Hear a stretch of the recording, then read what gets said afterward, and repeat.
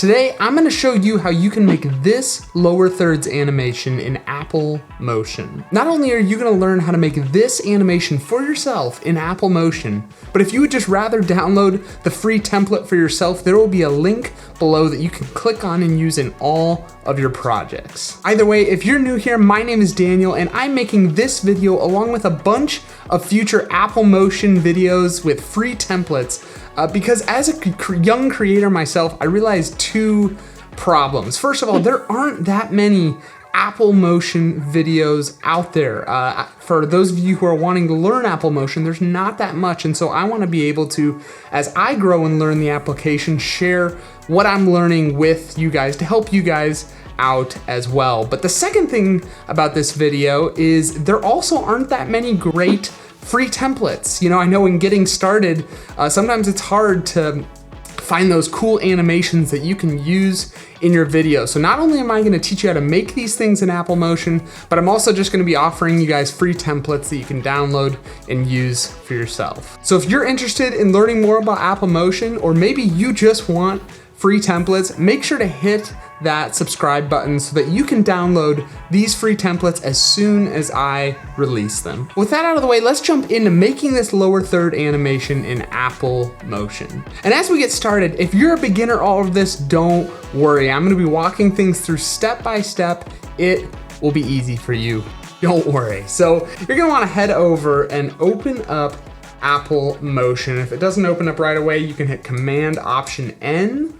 And that'll open up this thing called your project browser. And today we're gonna be making a lower third. So we're gonna go Final Cut Title. And you can change up here the duration of how long you want this animation, this lower third to be. And so I'm gonna do 6 seconds. And then you're just gonna wanna make sure your frame rate is whatever frame rate you typically shoot videos at. So that's all you're gonna want there. Then you're gonna hit Open. And so right here, the first thing we're gonna wanna do is you've got a default title background. Well, we're actually gonna wanna delete that because we're gonna want the animation to show over whatever video content you have showing. You can also go and delete group as well. So we are gonna be starting with a blank canvas. So the first thing we're gonna do in making this animation is we're gonna make that line that fades in. And to do that, we're gonna go down here and we're actually gonna click on here and we're gonna create a line. And so to create a line, it's very simple. You just click and you can drag. If you want it to be a straight line, you can hold Shift, and that way that's always gonna be straight, useful thing to know. And you release and boom, you've got yourself a line. Now you can head on over to the inspector panel up here, and here you've got a few customization options based off what you might want. So you can adjust the width of the line, how wide you want it. We probably for this want it to be fairly thin, so I'm gonna go with 4, something like that. And so now we've got our line, but now we're gonna want to animate it, to kind of give that smooth animation for the line. And one way that we can do this is by adjusting this last point offset. So you'll see when I drag this last point offset down, the line's gonna go all the way down to the left. And so that's something that we're gonna wanna animate using keyframes to get kind of that intro animation that we want. So first we have to decide how long do we want this animation to go. And it's really up to you. I'm gonna say we're gonna want it about 45 frames, we'll say. We're gonna change this to show frames. Works a little easier for me, so we'll say 45 frames. Go back to line, and then we are going to click on this little keyframe button saying that we want it to be at 100% when we get to 45. And then if you go all the way back to 0, we are gonna drag this down to 0. And so now if we hit play, it is going to fill up like that. Now, if you wanted that to be faster or slower, you can drag the keyframes in and out like this. So that if I drag it way in here, you'll notice it's way faster. But we're gonna leave it at about 45, or we'll do it at about 40, we'll say. Now you'll notice when I play this line, it's very smooth, and I'm actually gonna speed that up even more. Let's do it at like 30.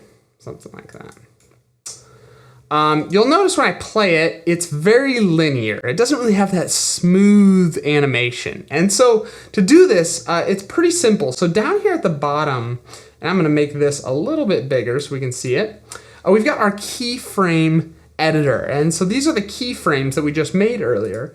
And if you go and you drag over here, and you can also just hit Command A to highlight all the keyframes, and then you right click on either one of the keyframes, you can click Ease Both.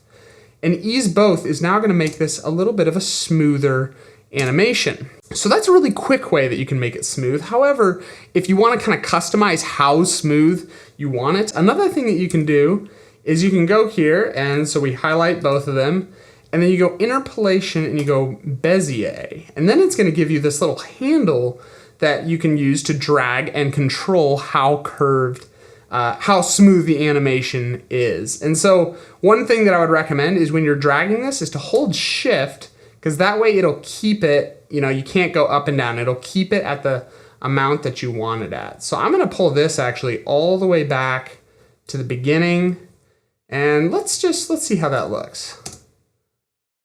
That's not bad. Let's drag this lower one a little bit out here, maybe not all the way. Okay, it's not terrible. I'm gonna drag it back a little bit.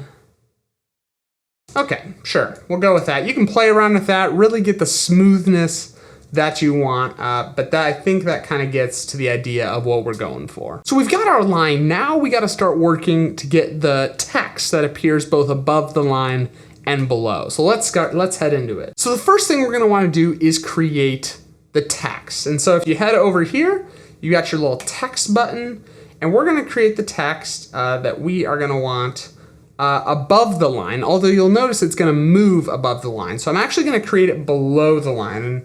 And you can put your name, whatever you want. I'm gonna do Daniel Language, put my name. I've got the font right now as Bebas New. I don't know if that's how you pronounce it. Love that font, but you can really choose whatever font you want. I'm gonna center it, and then drag this right over here. And we're gonna make this a little bigger. I'm gonna want this about right here. And I'm actually gonna drag this so it's just right below, because we're gonna have it kind of pop up.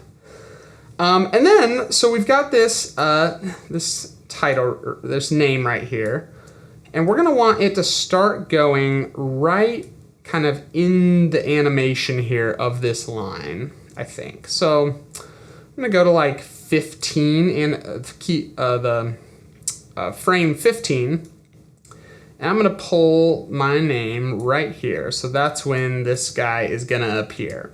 But now we're gonna wanna animate him so he moves up above the line. And so to do this, we are going to go up here to the top, which there's a lot of really awesome stuff up here, but we're gonna go to behaviors. This is kind of what you can use to animate stuff. And we're just gonna go to basic motion and then go down to move. You'll notice now it added this movement, I'll make it a little bigger here, this movement that we have for my name right here. And so it looks a little funky to start, but I'm actually gonna drag this in, and so that the movement moves faster. And then all we're gonna do is we're gonna drag this guy down to where we want him to be. So let's say we want it right about centered above the line. Let's see. Now notice that looks kind of weird. And so what we're gonna wanna do to make sure he's not sliding over is make sure that it's the same spot on the x-axis from where he starts to where he ends. And so what we're gonna wanna do is check here on the x and see where he is on the x-axis for this. We're gonna copy that, and then we're gonna go over to the beginning, and we are going to paste this here. So now we've got it moving up like that. And now if we want this move to be a little smoother, you'll notice this, I clicked on the move and we go over to speed here, and it says constant. I'm gonna change that to ease both. And then you'll notice the animation is a little smoother. It might make it a little bit longer. We'll see here. There we go. That looks pretty good. But you'll notice right now that the animation, it's just appearing below and then going above the line. And we want it to kind of have that look like it's coming out of the line. And the way we're gonna do that is we're gonna add a mask. And a mask, if you don't know already, mask is gonna kind of only show the text within a specific area that we designate. So to create a mask, we're actually gonna go up and you gotta click on the group that this thing is within. And it's actually a good reminder for me, we want this line to be in its own group. We don't want it to be with my name. And it's a lot of times good to name things in Apple Motion so you don't get confused. So I'm gonna name this main text, and we'll name this center line. Okay, so now what we are going to do is we are going to add in this group, make sure you're clicked on the group that says main text, not down here. Click on the group. And down here, we've got this little mask option. And so we're gonna add a rectangle mask here. And so the rectangle mask, we are basically just going to draw it over our text right here. And to make it look really nice at the end, we're gonna have the middle, the bottom line of it be at the very middle of our line. So I'm gonna do it right here. Added this rectangle mask. And so now you'll notice that it is appearing, now when we go, it is appearing out like it's coming out of the line because it's outside of the mask and then it appears up inside of the mask just like that. And so that looks pretty great, honestly. We've got that, it's appearing up. And so now we just want the text that's below the line to appear as well. And so it's a very similar thing that we're going to do. We are going to, you know what we could do honestly is click on this main text and do Command D, or you could right click and hit duplicate. And so now we could rename this and call this, you could call it maybe subtext. And then we could go in here, we could rename this subtext. And so it is actually right below the current text. And so to make things a little easier with what we're working with here, we are gonna go to the rectangle mask and we're actually gonna disable it for the subtext, just so we can see what we're working with. We'll add it in later. So with this subtext, unlike the main text, we want this to actually start above the line. So you can adjust the y-axis for it to be start above the line. And we're gonna call this, we'll say YouTuber. You could say whatever you want. This will be editable in your final copy. And so it'll start above the line. So then we're gonna click on our subtext. We're gonna click on the move for the subtext because we are gonna want this to move below the line. And where we want it, we're gonna go to the end of the move animation and we're gonna put it right here. And another thing about the subtext that we might wanna do that I'm just noticing is make the scale a little bit smaller. And so now we might wanna adjust the move again so it looks a little better.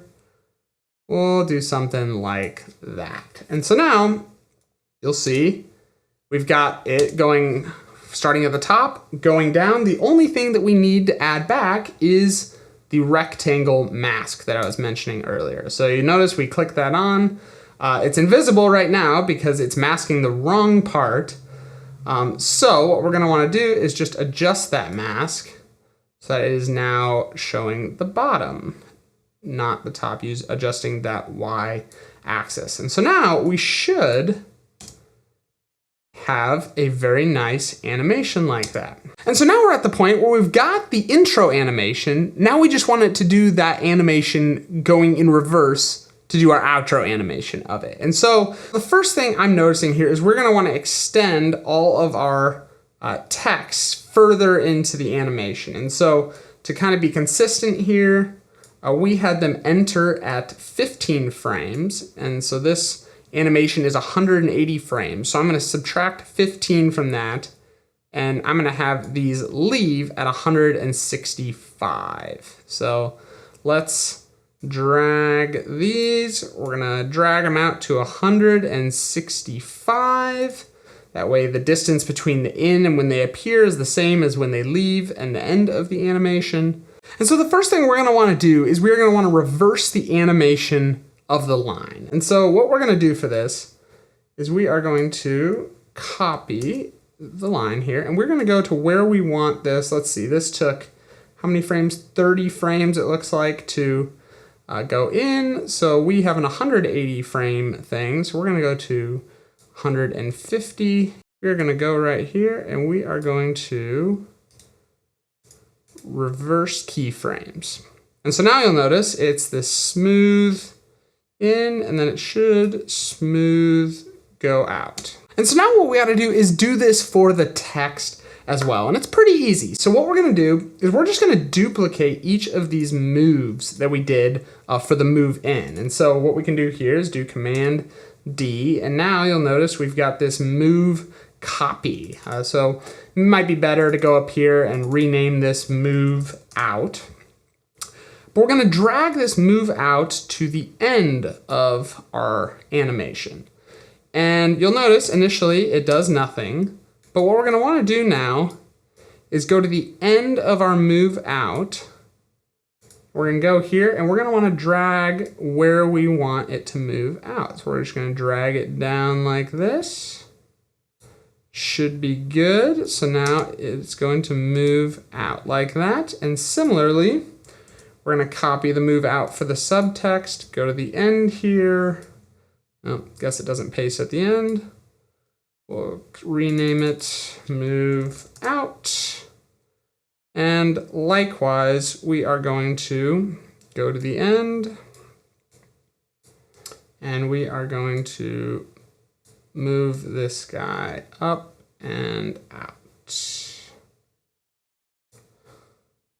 So now, boom, look at that. So now we've got this animation that starts here, pulls up, holds, and then goes out like that.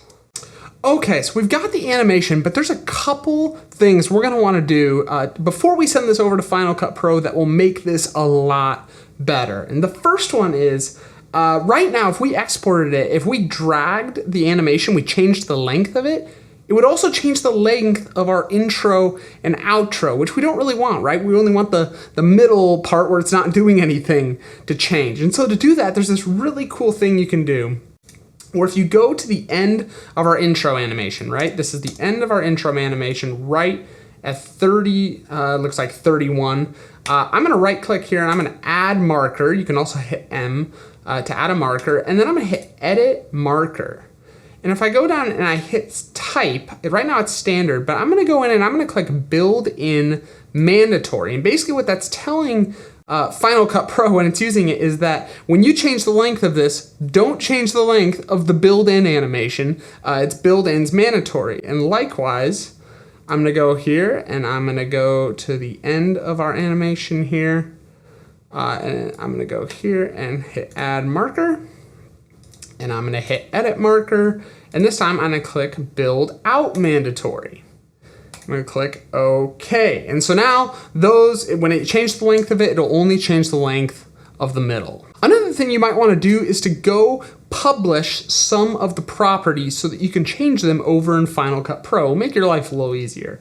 So one thing you could do is you could go over to our main text, which, you know what, I think it makes more sense to label this main text. And you could go over to text, and what you can do is you can go to this little down arrow right here and click it, and you can click publish. So I'm gonna publish the size of the text. And so that way over in Final Cut Pro, you have a little bit of control over how big you want your text to be. And likewise, I could go over to appearance, and I could publish the color of the text. So if I wanted the color to be of my text to be a different thing, I could do that. But right now we will leave it as white, but if you publish it, you have control over the color. And so I'm gonna go and do those things with each of the other things as well, just publishing the things that you might want to publish with the line and with the subtext. And so we head over to the line here, and I will publish this guy. I'll go over to the subtext. The subtext, I will publish,